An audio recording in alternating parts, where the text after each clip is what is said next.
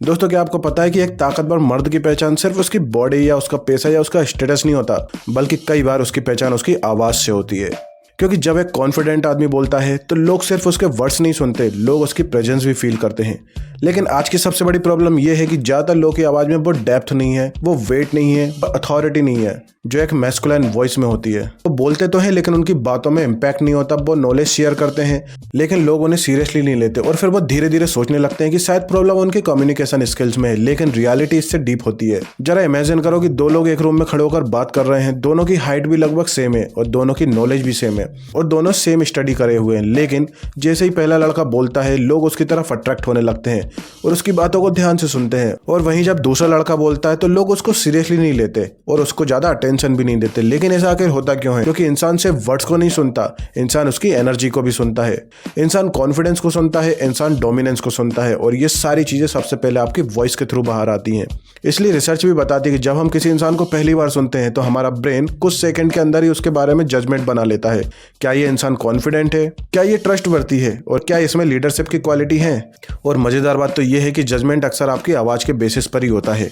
इसलिए अगर आपकी वॉइस शेकी है, बहुत ज्यादा हाई पिच है या फिर जल्दी टूट जाती है और उसमें क्लैरिटी भी नहीं है तो लोग सबकॉन्शियसली आपको कम वैल्यू देने लगेंगे, भले ही आप कितनी ही नॉलेज की बातें क्यों ना कर लो। इसलिए अब सवाल आता है कि आखिर डीप और मैस्कुलाइन वॉइस डेवलप कैसे करें? क्या ये सिर्फ जेनेटिक्स का गेम है या आपके टेस्टोस्टेरोन पे भी डिपेंड करता है, या फिर कोई ऐसी हिडन सीक्रेट है जो ज्यादातर लोग नहीं जानते? इसलिए सबसे पहले सीक्रेट आता है आपकी ब्रेथ कंट्रोल। ज्यादातर लोगों को लगता है कि आवाज गले से निकलती है, लेकिन सच ये है कि आवाज की ताकत आपकी ब्रीथिंग से आती है। अगर आपकी ब्रीथिंग वीक है तो आपकी वॉइस भी वीक होगी। आपने नोटिस किया होगा कि जब कोई इंसान नर्वस होता है तो उसकी आवाज पतली हो जाती है। ऐसा इसलिए होता है क्योंकि उसकी ब्रीथिंग शैलो हो जाती है, क्योंकि जब आप ब्रीथ करते हैं तो आपकी जो हवा होती है वो चेस्ट तक ही रह जाती है। इसलिए जब कोई कॉन्फिडेंट इंसान बोलता है तो उसकी सांसें गहरी होती हैं, उसकी बॉडी रिलैक्स होती है और इसी वजह से उसकी आवाज़ में वेट महसूस होता है। अगर आप अपनी वॉइस को इंप्रूव करना चाहते हो तो सबसे पहले आपको ब्रीथिंग इंप्रूव करना पड़ेगा। रोज 10 मिनट डीप ब्रीथिंग की प्रैक्टिस करो। इसलिए जब आप सांस लेते हो तो पेट को एक्सपांड होने दो और छोड़ते समय धीरे धीरे रिलीज करो, जिससे कुछ ही हफ्तों में तुम्हारी आवाज़ ज़्यादा स्टेबल और पावरफुल लगने लगेगी। दूसरा सीक्रेट है ट्रेन योर वॉइस बॉक्स।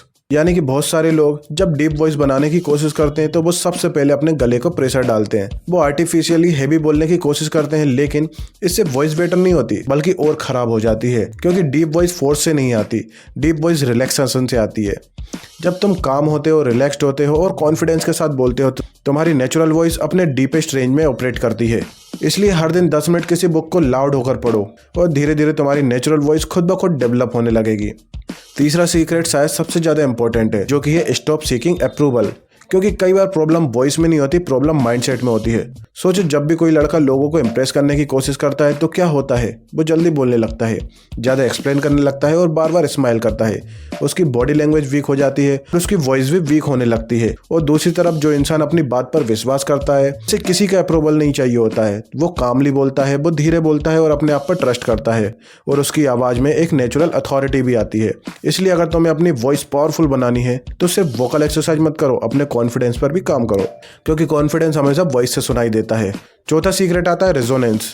क्या तुमने कभी नोटिस किया है कि कुछ लोगों की आवाज सिर्फ हैवी नहीं होती, बल्कि उनकी आवाज में एक वाइब्रेशन होता है, एक रिचनेस होती है। और ऐसा इसलिए होता है क्योंकि वो सिर्फ अपने थ्रोटल के थ्रू नहीं बोलते, उनका चेस्ट, उनका फेस और पूरी बॉडी वॉइस को सपोर्ट कर रही होती है और इसी को रेजोनेंस कहते हैं। और इसे इंप्रूव करने का सबसे आसान तरीका है हमिंग प्रैक्टिस। रोज 5 मिनट साउंड निकालो और वाइब्रेशन को चेस्ट और फेस के थ्रू फील करो।